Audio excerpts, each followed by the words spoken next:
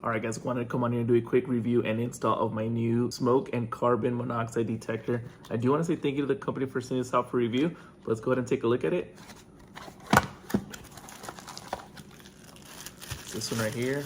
It's probably one of the more upgraded ones that I have. It has a LCD on there. And then you get the screws to install, the manual for it. So let's go ahead and take a look at it. It does already come with the batteries for it. All right, so after you take the plastic off the batteries, then we are good to go. So I'll go ahead and use the test button so you can kind of get an idea of how loud it is. What's cool is this whole outer area right here. It will serve as a speaker, so you'll know it'll be pretty loud. So we'll go ahead and just hit that test button on here.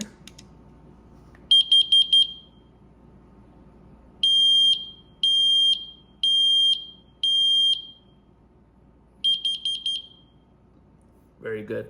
And then you are good to go. So we're gonna go ahead and install it.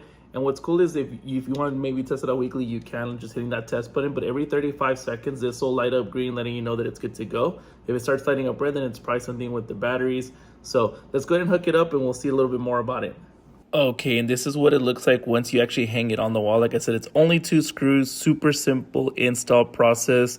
Looks really, really clean. I'm putting mine in the kitchen. So let's go ahead and just test it out one more time.